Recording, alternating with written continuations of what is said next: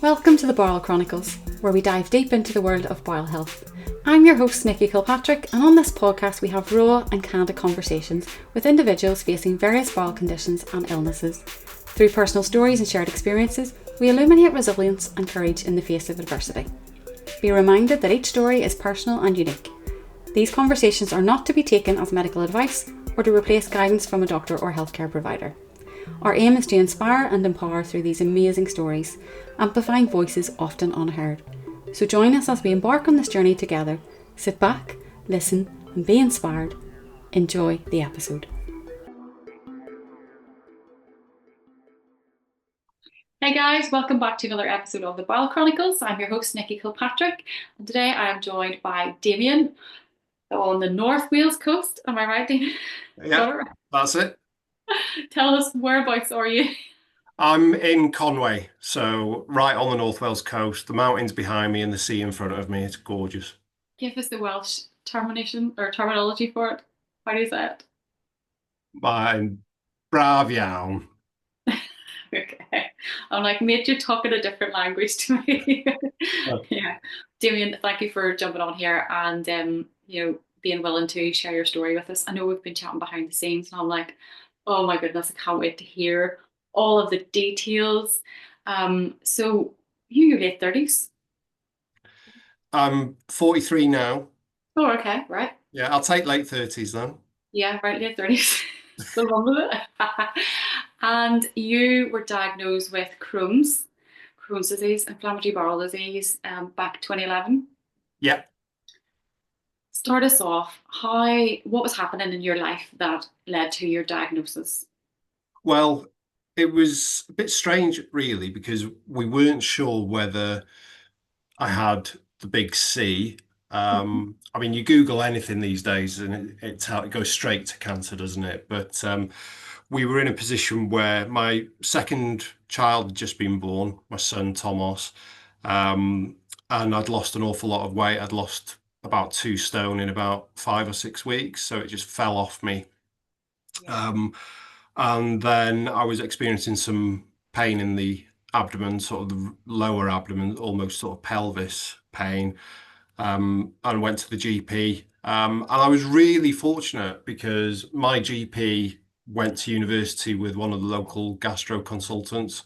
So, a good roll of the dice. I got seen relatively quickly, and a few scans, ultrasounds, and they diagnosed me at the time with an abscess that had sort of formed between my small bowel and the large bowel. And then obviously we went on and did the scopes and things to get the diagnosis of Crohn's disease, which I'd never heard of, and neither had my wife. So it was all strange and new and scary because we just didn't know what Crohn's disease was. So nobody in the family, because I know it can be hereditary at times, but Yeah, no. well, my son Thomas has got Crohn's, so he was diagnosed probably about best part of 3 years ago now. So yeah, nobody in my sort of prior sort of generations of my family have got it that we're aware of. We knew that there was bowel cancer in the family, but never, nobody's ever come across Crohn's in my family, and it was just something that we knew very, very little about. At the time, obviously, I think we could go on Mastermind now about it, which obviously put us in good stead when my son was diagnosed because my wife was very good because she was obviously looking at me from the outside in, Mhm. and she clocked it was exactly the same with Thomas. He lost a lot of weight very quickly, and my wife was just like, he's got Crohn's disease straight away. Teenager now. Yeah, he's 13. Well, he's 14. Sorry, he was 14 on the weekend. So So he was 10 or 11 whenever he was diagnosed. yeah, yeah. So really young in comparison to me, because as you've said, I was, uh, what was I, 29, 30 when I Mhm. was diagnosed. So yeah, really young, to be diagnosed. And was there like, looking back on it, did you feel that that had been going on for a length of time? Like, can you look at it and go, over the last 2 years I've been symptomatic of stuff, or was it all of a sudden? the weight loss and this, sitting on the. The weight loss for me was sort of the catalyst to us realizing that something was seriously wrong. Um, I'd suffered with fatigue for a long time. Mhm. Um, I tend, I used to put my career above everything else. Okay. Big lesson learned. Mhm. So I'd be out of the house for 12, 13-hour days. I worked in retail, I Mhm. was store manager in retail, be out of the house at 7, home God knows when. And that always came first. So even if I was feeling under the weather, I had to go to work. Work. I set standards in work, and people looked at me as the manager to not shy away from a hard day's work or have good absence record. So work came first, always. And I think looking back, it was probably the fatigue that was the main thing, but we just put it down to me working stupid hours. But it was constant. Mhm. So, alarm bells should have started ringing, but it wasn't really until the weight loss that we thought there's something going on here. Okay. And was there ever episodes of, I know some people with Crohn's is you go to the toilet, you're passing a lot of blood. Did you have episodes like that, or was Nope, it mainly nothing. fatigue and the pain? Yeah, there was the sort of the pain towards the end and the weight loss. I can honestly say that I had no bouts of diarrhea, no toilet urgency, Mhm. probably a little bit of constipation, which is probably Mhm. against the classic sort of symptoms of IBD. Mhm. But there was nothing really until the weight loss and the pain in the abdomen, and then it just sort of snowballed. Okay, so you had your scopes done, you had the diagnosis then of Crohn's disease. What was their plan then? For the. Well, they put me on azathioprine Mhm. as a treatment, the tablets, and I was on that for about 5 years, and everything seemed okay. I wasn't symptomatic. Mhm. Um, everything just seemed all right. It was fine. There was no symptoms. Everything was under control. It was fine until 2015. And then it got to sort of the summer, and I was getting really bad pains down the back of my leg, or both legs actually, severe pain. And I remember incidents where, for example, I'd be stood at the kitchen sink washing up, and I'd be crying in pain because the pain down the back of my legs was just agonizing. And it would come on really quickly. It would probably last no more than 15 minutes, and then it would subside. And it was bizarre, really, really bizarre. Me being me, burying my head in the sand, let that carry on for a couple of months. And I would be coming home and I'd be shaking with fever. I would totally incorrectly pop some steroids because I had some in the cupboard. I would pop some painkillers. I'd have an early night.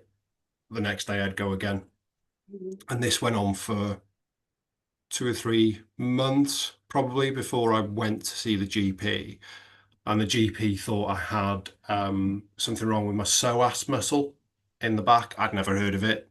It's some sort of muscle in the back that goes diagonally, apparently. That I should have looked it up really.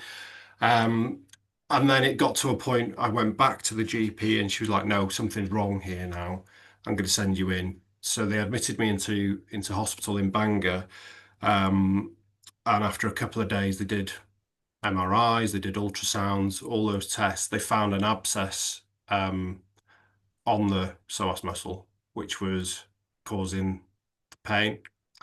Um, well, actually, no, I tell a lie. They didn't find the abscess. Right. They put me on IV antibiotics and steroids, kept Mhm. me in hospital for a week, and discharged me in the summer. They said it was a flare-up of my Crohn's. So where the abscess came in is it then flared back up sort of the October time.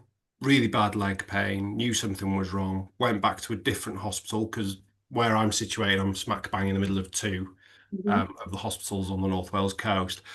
And they said when they looked at the scans, there was an abscess, which we're not going to go into it. It was obviously missed by somebody, raised that, dealt with that, can't be helped. So there was an abscess. It wasn't on psoas muscle. I should know this, but off the top of my head, it would formed between my small bowel and my large bowel. So between the two, there was an abscess that had obviously started sort of corroding both the bowels, but it had burst. So there was pus infection just leaking out. At the time, because I buried my head in the sand, I went from sort of the October when it flared up again to Christmas, worked in retail in Christmas. So I'd come home, pop the pills, pop the steroids, pop the painkillers, get my pajamas on, have a good night's sleep, get up and go the next day. And then it got to, um, it was something like the 27th of December, 2015. And Catherine, my wife, was like, this is ridiculous. I'm sat there like this, shaking with fever, and said, this is absolutely ridiculous. I'm phoning 111. And they said, yeah, let's bring him in. Mhm. So went in on the 27th of December, saw the out of hours GP, and luckily, he was, checking me over and everything, and he said, "Oh, I think it's sciatica because of the pain down the back of my legs." Mhm. The lucky thing is, he said, I can't explain away the fever because you wouldn't have a fever with sciatica, so I'm gonna admit you. So anyway, that's when they found the abscess, and the surgeon came to see me New Year's Eve and said, "Yeah, we need to go in and we need to clear up as much of the infection as we can." He said, "I'm going to do what I can for you, but there is a chance that you're going to wake up and you're going to have a stoma bag," which since the diagnosis of the Crohn, I never wanted it. No, I mean, nobody wants a bag, do they? I Yeah. suppose. And I was early 30s, two kids. I just did not want to have a stoma bag. Well, So your personality of burying your head in the sand kind of says it all when you put it off, put it off, put it off. It's like, yeah, no, it's yeah. not me, And not an option. yeah, exactly. I just didn't want it. I Yeah. didn't know how my wife would feel, didn't know how my kids would feel, didn't even know how I would feel Mhm. about having it. Wasn't very well educated, and obviously not many people are, unless they know somebody who's got a bag, or they've got one themselves. It's not something that, hasn't always been at the forefront, has it? And so I was just like, I don't want it. Do what you can. Well, I know you've got to go in. I know you've got to clear up this infection.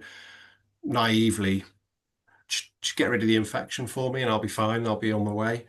Um, and then, so New Year's Eve, 2015, I'll never forget. I'd promised Catherine, my wife, that I'd take her out we were going to go to like a black tie do for the first time in eight. We've been together since we were 16. So it was like the first time I'd actually, said, yeah, let's go and do something like that. Mhm. And then ended up in ICU after surgery and woke up with three stomas. So it wasn't just the one stoma, it was three, which at the time obviously was a massive shock waking up and Catherine telling me that I've now got three stomas. So I had ileostomy, and then I had two stomas as mucus fistulas at either end of my colon. So, and then I had a rectal stump, the final part with the back end still open. So, yeah, it was a bit of a shock for both of us, really. Spent a week in ICU, another 10 days on the ward, and then sort of came home with next to no knowledge of how a stoma operates. what do you do with it? How do you clean it? How do you deal with it? When, how do you deal with leaks? Nothing like that. It was just like, there you go. You've now got your three stomas, off you pop. So it was a bit of a shock. I imagine so. Like, not just one stoma, you're in denial of, like, just get rid of the infection and I'll be on my way here. I'll not even have one stoma, to waking up and have three. So you've got an ileostomy into your small bowel, and then these two mucus fistula, Yeah. the lower end of the bowel. I'm assuming that was because they were doing resections there on the lower end of the bowel, or. Yeah, so they took out more of my colon than they did of my small bowel. Mhm. But they took a piece of both. Where the abscess had formed, it was just knackered, basically. So yeah, the small bowel was in better condition than the colon, the bit of the colon that they took.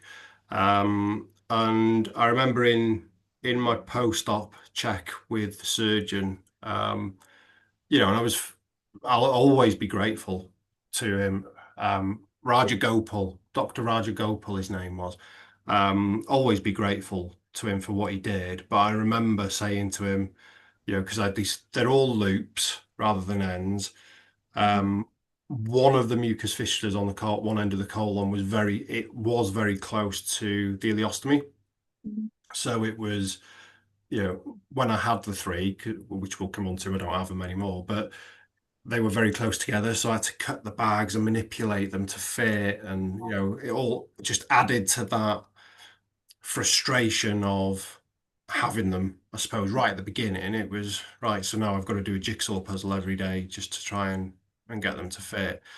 And I said to I said to him in my post-op, I said, oh, two of them look really nice and neat, and then the third one's a bit, you know, lumpy and bumpy and bulbous. And I'll never forget, he said, um, it wasn't done for aesthetics. It was an emergency surgery to save your life. In other Mhm. words, you've got what you were given because all I needed to do was save your life. When Yeah. when you put it like that, you think, oh, okay, fair enough. You've got a point. Yeah, and you probably needed a harsh reminder of you're still here. Yeah, yeah, absolutely. What a hard pill to swallow, that. Yeah, and I think it's it's probably down to the lack of knowledge and my own education of, I knew for the 5 years previous that, a high percentage of Crohn's patients or IBD patients end up having surgery and a bag of some sort. I knew that Mhm. typically, burying my head in the sand. I could have done all the research in the world in preparation for it, but don't want it. It won't happen to me. Yeah, I'll just ignore that. I'll just park that over there as a possibility, and hopefully it just won't happen. yeah. And then it happened in force. Was there, like, how long did it take you to kind of come, if you ever did, to accepting this was how life was, and I had three Took a stories. while. Took a while. I know when I was in hospital, I couldn't look down. Um, I just couldn't do it. The scarring, the bags, it was just too much to take, really. And I remember, Catherine, my wife, would visit. She would empty the bag. The ileostomy, she would change it.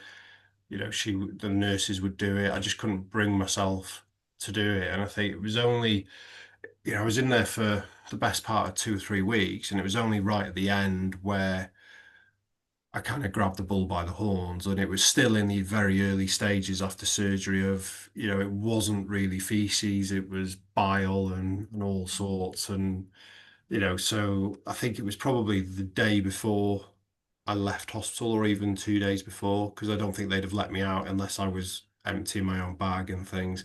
And I remember, my wife has visited, she'd gone, everybody was lights out, and I needed to empty it. And rather than call a nurse, I thought, you know what, I'm just going to do it. I'm just going to empty this into a bowl. I can do it. I could be a big boy. And it was a big deal. It was a real big deal. Just being able to touch that area, look at it, empty the bag, clean up all the paraphernalia that comes with it. And I text my wife like a child that's just gone up a grade in swimming, saying, I've just emptied my bag. It was a huge milestone for you, but It really was. And then coming out of hospital, it was, the stoma nurse visited probably maximum of 4 times. Um, and it was just a case of getting on with it. I worked for a business at the time who were really supportive. I worked for them for a long time, Mhm. but they were really, really supportive with what I was going through. So there was never any pressure to rush my recovery and get back to work. Although I went back to work after 4 months, and with hindsight, that was too early. Yeah. I did a phase return and everything, and they were lovely about it. But I think, again, it was that work ethic in me of I've got to get back to work. But the added thing in there was I've got to get back to normal, Mm. whatever normal is. I need Can't that get back to your way. normality. I need to prove to the world and myself that it is normal. And, I remember speaking to my boss at the time, and just, she'd only phoned me for a chat. She was a lovely person. And she said, you know, you just poo differently. Mhm. Yeah. And and that was it. That something kind of clicked in me that, yeah, that's exactly what it is. I just Yeah. go to the toilet differently. Yeah. And that kind of, again, you remember these conversations that you have with people along your journey, and you just think, actually, do you know what? You're right. Mhm. Not that it, flicked a switch and everything was okay, but it just kind of, it's always sat there with me that, you know, yeah, you go to the toilet differently to well, not everybody else, but you go to the toilet differently to the majority of people. So what? Yeah. It's blasé, but it's stuck in there Oh, as a I bit totally of a get it. moment. Totally get it. Yeah. How did you feel from a male point of view of your body and being married of like I know I look different. Hmm. It was challenging, Mhm.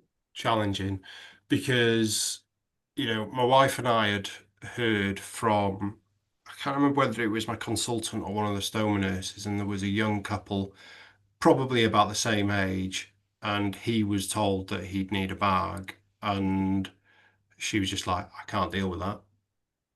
I'm off. And I think everybody deals with it differently. Definitely. What I didn't quite realize at the time was, um, my wife and I had been together since we were 16, 15. She was 15, I was 16. So we're childhood sweethearts. We've been through everything, sickness and health. I've really gone to town on that. I didn't give her enough credit. So in my mind, it was, what the kid's going to think. What is she going to think? Is she going to find me attractive? Are we, because one of the risks with bowel surgery, as I'm sure your followers know, is for males is impotence. Mhm. What if I have this surgery and I can't perform? And there was sort of two main risks that I was worried about. One was the impotence, and one was incontinence, Mhm. front and back. Um, well, obviously the back was going to happen anyway with the bag, but urinary incontinence. Um, so yeah, it was more around, is my body going to perform the way I need it to perform in various sort of scenarios, and how is it going to affect my relationship with my wife, and what are the kids going to think when they look at their dad and Mhm. he's got these three bits of equipment, I suppose, just sort of stuck to his belly. Mhm. Um, and I didn't need to worry at all about that. My wife couldn't be more supportive, more understanding. Um, she did all the research that she needed to do. Um, she's encouraged me when I need encouragement. She's helped me when I needed help. Because there are instances when you're with a partner and you've got a stoma bag that things happen, and you wake up in the middle of the night and, you're both covered in bodily fluids that, you know, You didn't plan isn't, it. you're both covered in feces, really, aren't you? And, the times where she would get up with me, get me sorted, get the bed sorted, and it was never, ever a chore. She just did it. And, that's just one small sample of the support. You know, I often would think, if I was single, could I go through what I've been through and come out the other end? Because I rely so much on Kat and the kids that maybe it's just me, maybe I'm just useless on my own, but I don't know if I would have the confidence, the mindset that I've got if I was single. And don't get me wrong, I know there's thousands of strong, independent single people that Yeah. would cope, but from my own point of view, I don't know if I could have. But that's all you'd ever known. You've been in a relationship for so long. That's who you are, and Yeah, having that support there means everything. A single person, their life is very different. They're independent for different reasons. So for her to be hands on, from the very start is absolutely amazing. You said you've not given her enough credit. And I think that's the old self doubt that creeps in. We just look at ourselves and go, our body looks different now. And we kind of, I remember like saying to Adam, if you want to leave, you can leave. Like, I'm giving you a get out clause. He's like, yeah, "Well, where am I going?" I don't see you any different. If anything, this helps you like live in a different way, in a healthy way, compared to where life was before it. So it's all down to the perception of what this does, and it saved your life. You're still here to yeah, tell the story. You're still here for your wife. You're still here for your kids, and a healthier dad because of it. So, um, yeah, exactly. And my kids were, Ashley, my daughter, she'd have been 7, just turning 7. And my son would have been 4. So they've grown up with dad having a bag or 3. Um, so they don't know any different, really. They're well educated, as you can imagine. changes Um, everything because before when you were diagnosed, you didn't know anything about stomas, and your education and their education and their life is going to be completely different. They can have peers in school who have IBD, or a stoma bag, and they will be able to like fully understand that and educate their yeah, peers. With yeah, that's not how we treat people who have a stoma bag, which is a credit to you on how you've raised yeah. them. And the good thing is, obviously, with Thomas having Crohn's, if he ever needs surgery or a bag, he'd be so educated about it from the past 10 years alone that he'd probably cope a lot better. Yeah, definitely.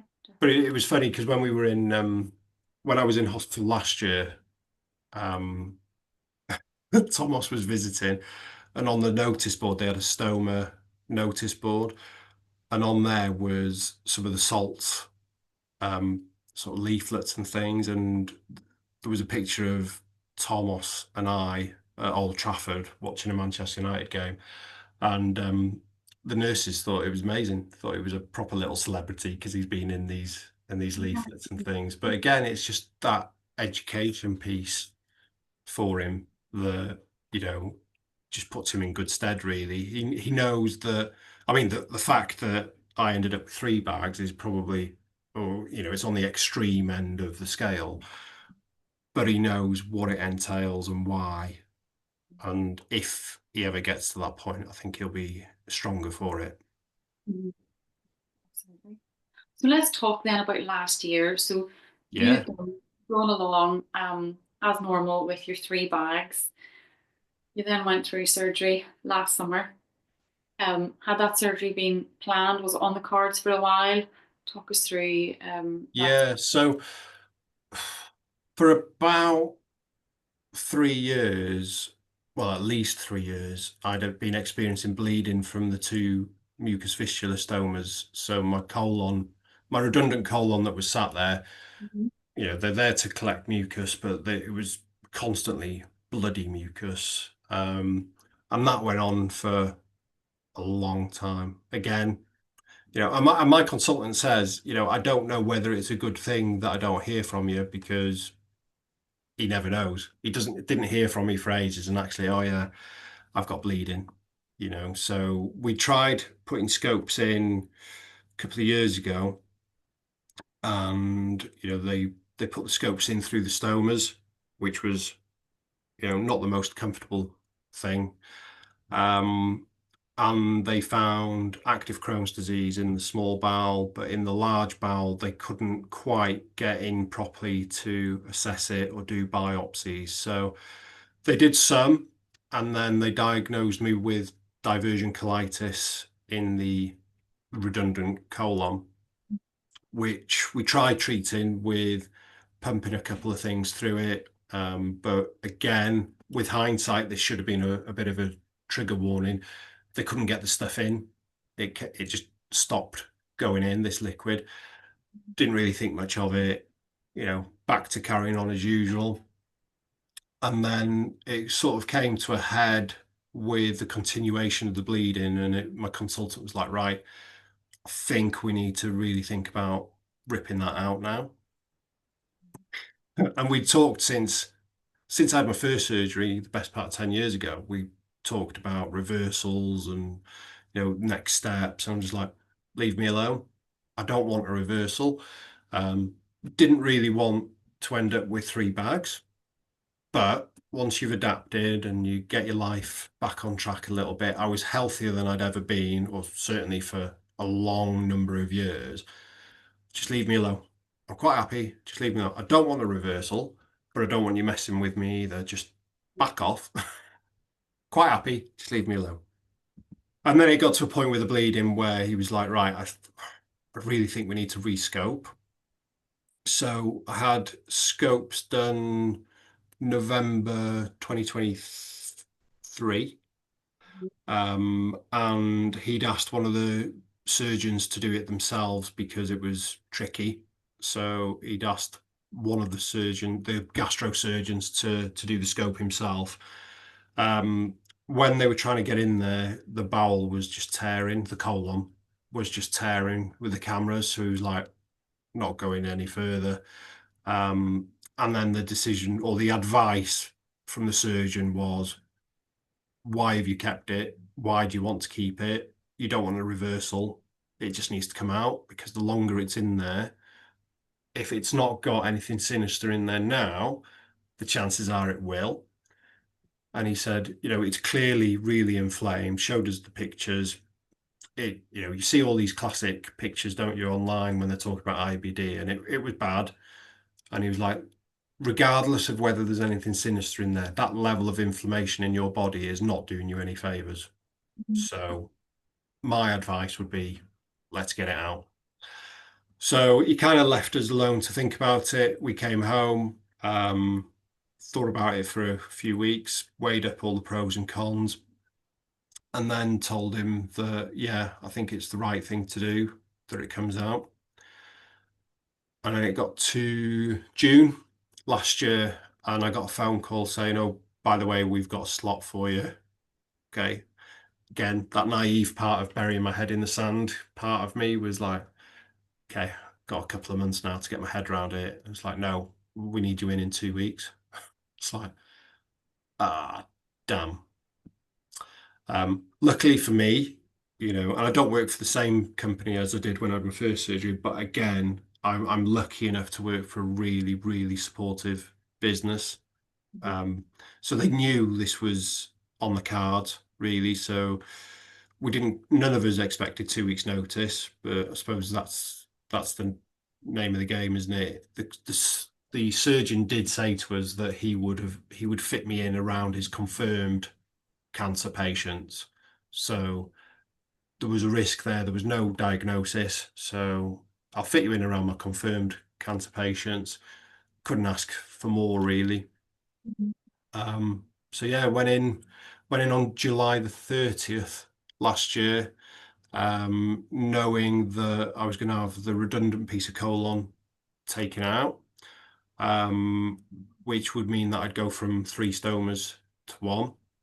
and then have the rectal stump removed and the sort of Barbie butt, Ken butt surgery at the back passage to seal me up at the back end, which again was something that I didn't really want. I suppose I was just resigned to the fact that if any part of that colon stays in, then there's a risk of it being something sinister.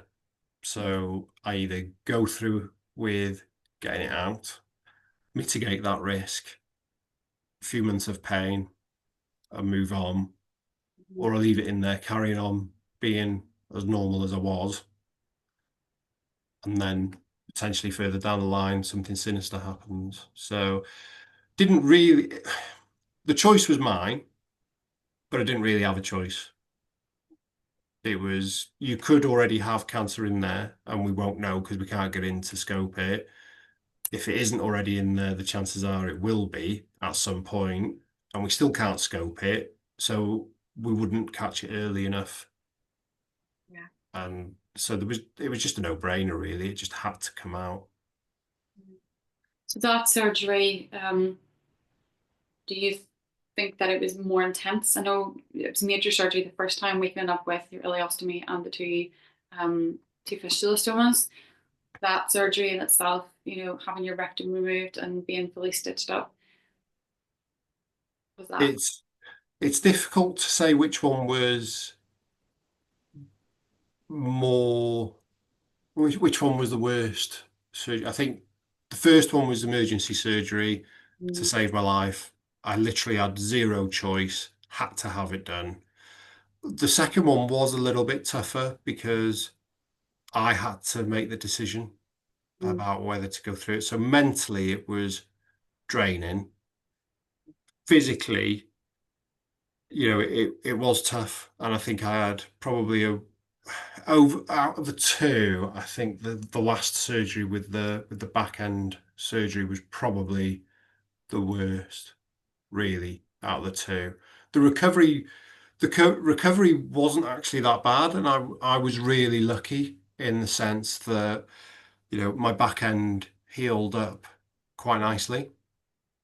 Um, I was unlucky when I was in hospital. I just got 3 or 4 infections. When I came out of hospital, the old stoma sites had infections in because the first thing the district nurses did was swab the old stoma sites. Um, so there was some tricky aspects to it, but I kind of knew what to expect from the front side of the surgery.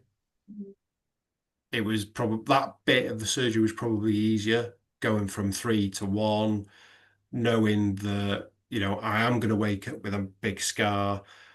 He'd managed to go in through my original scar and just extend it by about 3 inches, and that healed really nicely. So that was a tick in the box. But the back end that was the frustrating part, really. Not being able to get comfortable, not being able to sit down, not being able to stand up, lying on your side, for the best part of 3 or 4 months, sitting awkwardly. I had a bad back because of doing that. So as I'm recovering from the surgery, I'm walking around like an old man because my back's gone because I've been sat so awkwardly trying to recover. Um, and it was difficult really because of the implications of that surgery about how do you hold your body when, and it's not something anybody really thinks about is I'll it's sit not down, I'll not sit, your abdomen as such where your first surgeries was. It's like your entire pelvic floor region. yeah, yeah, and even things like, when I was discharged from hospital, and again, don't get me wrong, Nikki, I'm not criticizing the NHS at all because they've saved my life numerous times. But they said, right, you go down to the discharge lounge because you're going home. It's like, right, okay. Oh, you're going in a wheelchair. Well, have you got anything to support me in the wheelchair? No. Right. When I get down there, is there a bed for me to lie down on? No, it's all chairs. It's like, well, can I not go? No, we need the bed. So, and that's the bit that, and again, out of everybody in that discharge lounge, I was probably the only person that had had anal surgery, so th- just a little, and then obviously spending half an hour in the car coming home, and it was really psychological because you don't know, you don't, you, I suppose you don't realize until you have to realize how much you take for granted being able to sit down or stand up or lie, you know, flat on your back or anything like that. I suppose it's like any surgery, isn't it? If you've got a wound, you don't realize how impactful it is until you have it. But yeah, You're I back. think over the two, I think the back end sort of aspect of the most recent surgery was the most awkward, most the one that affected me psychologically the most, really. So we're like 10.5 months down the line now. How do you feel like even right now sitting in that chair? I mean, are you comfortable? Do you still feel it? I have good days and bad days. So yeah, I do definitely feel it. I'm actually standing up because my brilliant I work from home, so my brilliant company that I work for invested in a sit-stand desk for me when I came back to work, which is fantastic. So it gives me the option of sitting down or standing up, depending on how the back end feels. It's it's and again, I suppose it's the psychological side of it because all the way through the recovery, it was, can you check it? Can you check it? And then the district nurses who were lovely and they were coming like, we don't need to check it. It's fine. No, can you just check it? I know you're just doing the front, but can you check it? Can you check it? The GP, can you check it? Because up here, because again, going on Dr. Google is probably the worst thing you could ever do, isn't it, when you've got an illness, because you just get all the bad things. And, as part of the sort of ostomy community, you follow each other on social media. So there's hundreds of people on social media who share their experiences. But if, I don't know if you're the same, I always seem to find the negatives. Mm, So, out there. there's a couple of people on Twitter that I follow who are brilliant, but had real issues with the wound, not closing, not healing, even opening up a few months later. And you think, God, I won't be able to do anything And because, those stories that stick in your head. yeah, I won't be able to do anything in case a kidney falls out my backside. Mhm. Literally that sort of extreme thoughts in your mind. Um, but it's going well. It's not perfect, and it's not. I started going to the gym in the last couple of weeks, and because I knew my surgery was coming, I made a point of getting myself in better shape. Mhm. So I wasn't, I never had a six pack or anything. I was in a good shape going into that surgery because I knew it was coming. I was even in the gym the day before, the night before going into hospital because I was that adamant I was going to be in the best possible shape in readiness for the surgery. So I think when I went back to the gym and I posted on my socials, I think it had 294 rest days, I think it was, from the gym.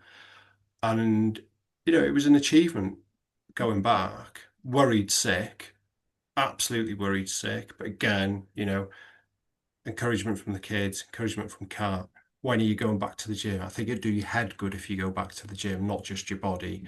Um, so yeah, 10 months down the line, it's not perfect, but it's okay. I'm still here.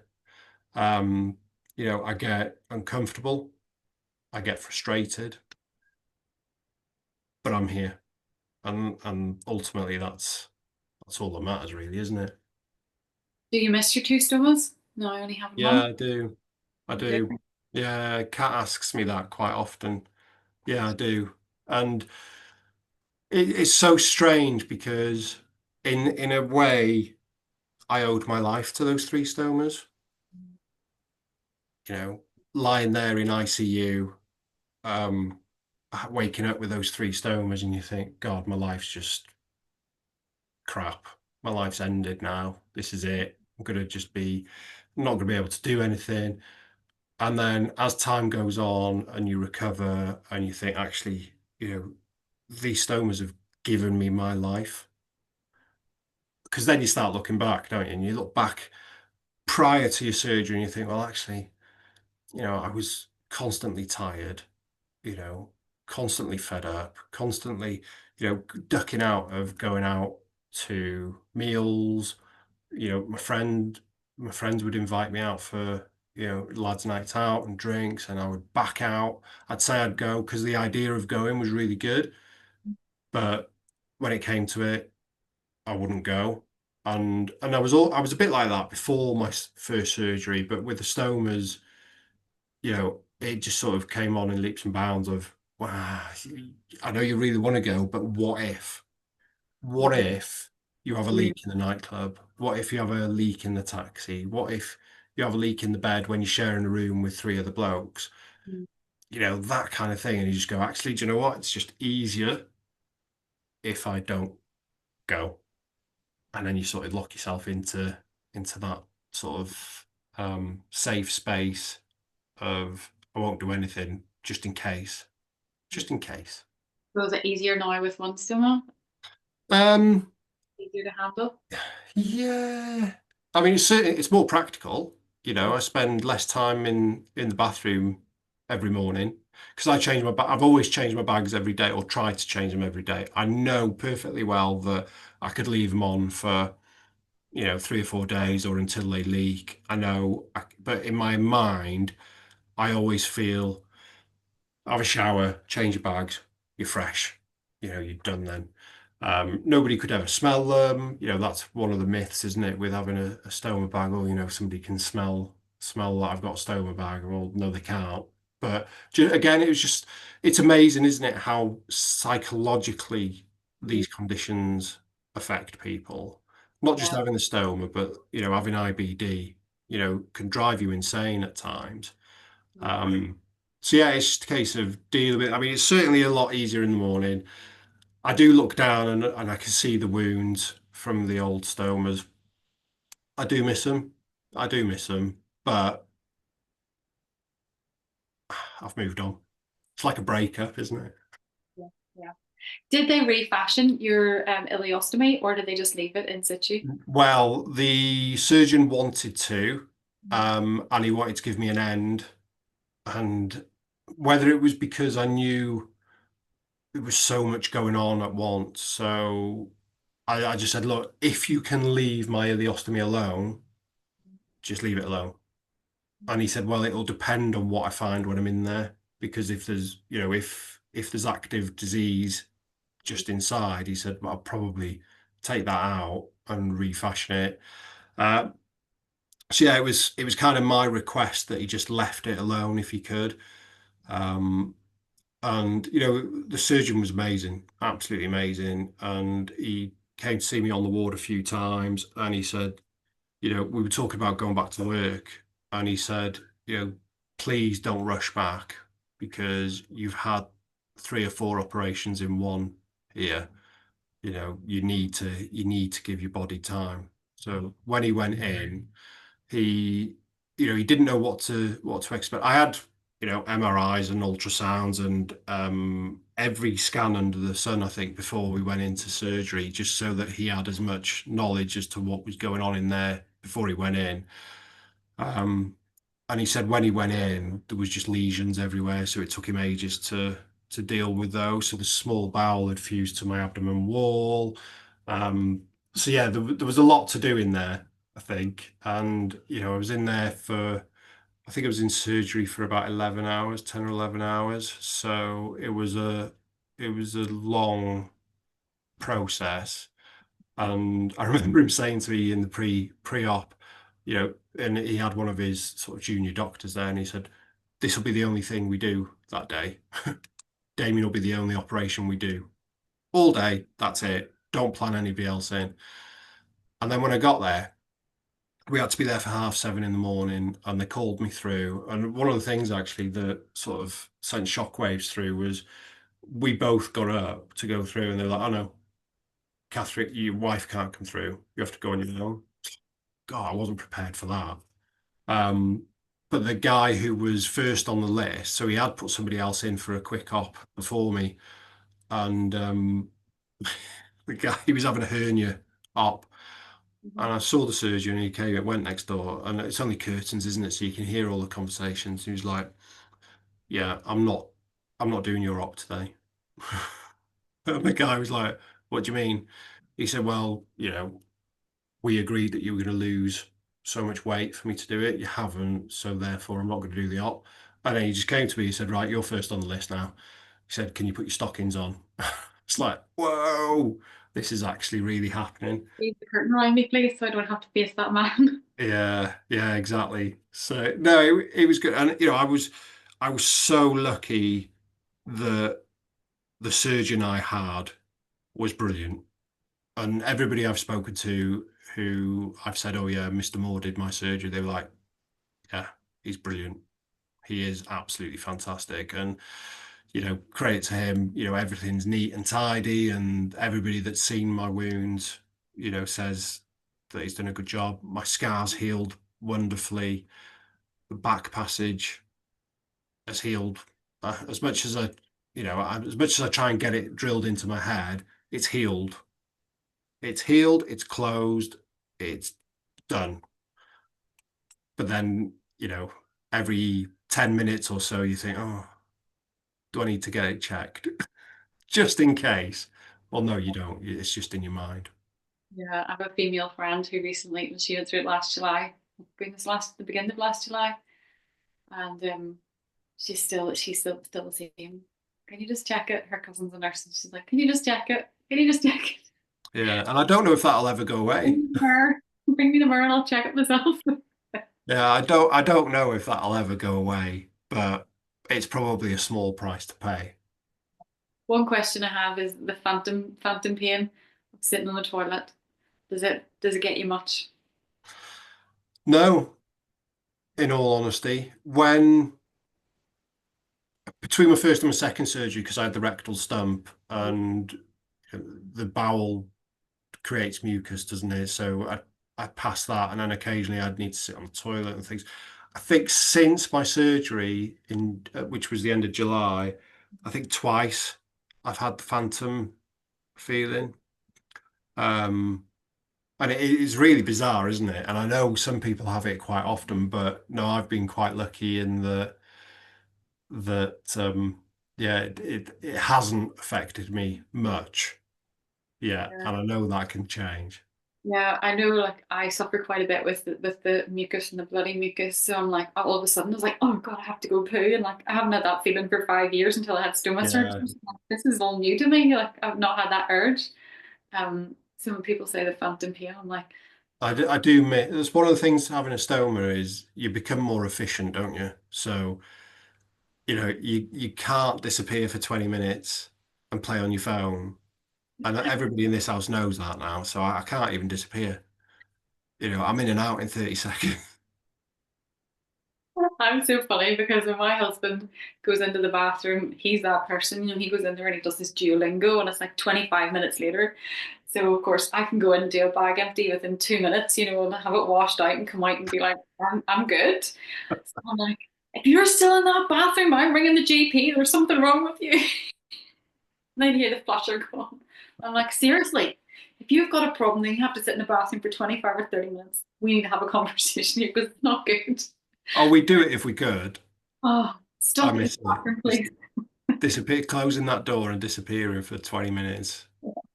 No, I don't. There's no escape now, is there? That's funny. You need to find another room to go to. Yeah, just put something over your head and say, that's my time out. Yeah, I know somebody connected to me years ago. The gran, when she needed time out, she would just lift her apron and put it up over her head. So the kids all knew he went in and she had the apron Just over her leave her head, alone. couldn't speak. Maybe you need to do something like that. Get I yourself need a an apron. I need to find an apron. yeah. Well, listen, Damian, it's been absolutely amazing you sharing with us and going into such detail today because not many meals like to do it. And Well,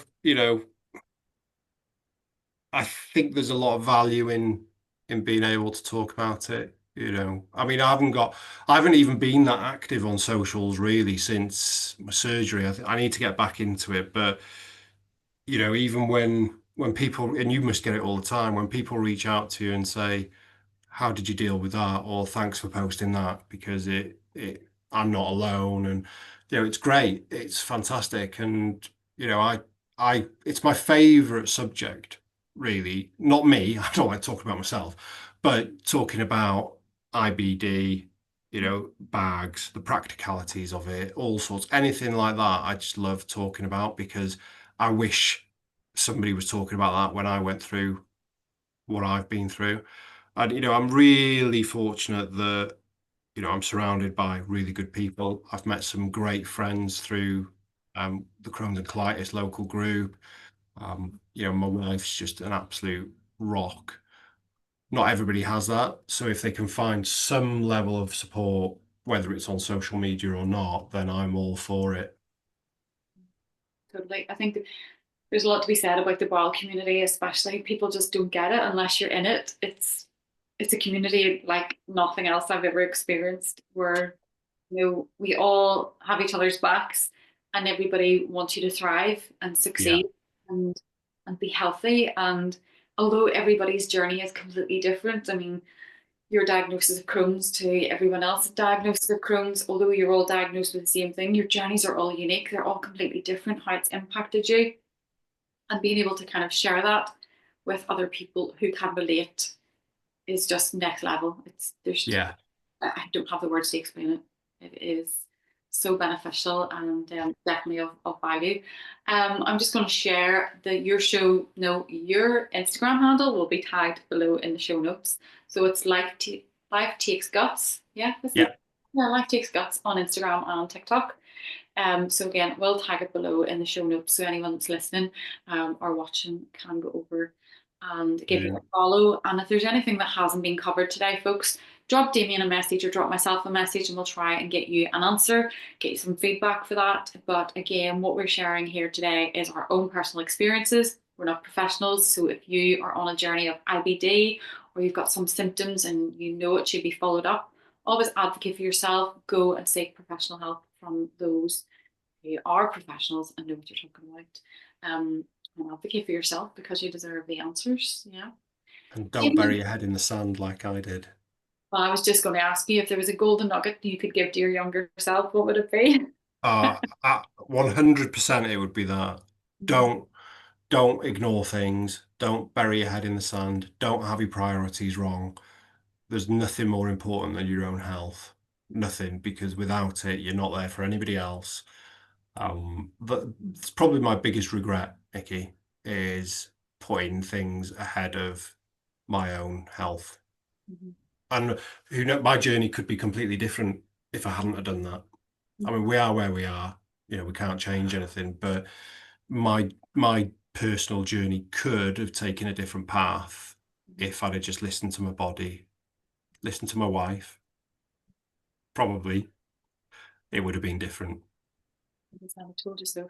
Yeah, yeah. Oh, she's good at that. We all are. Damien, it's been absolutely fabulous Thank you for having me. to your story today. Continue to do what you're doing. I know you've had a break from social media. If you get back to it, amazing, happy days. But the content is excellent. And, even just being a father to Tomas, who has been diagnosed with Crohn's, like, that just in itself, what what an honor and privilege to be able to help him on his journey. Like you said, you didn't really have someone there to be able to give you that wisdom and advice that you needed. Yeah, It's completely different where you're talking from. You never ever wanted a stoma. It was never going to be your thing.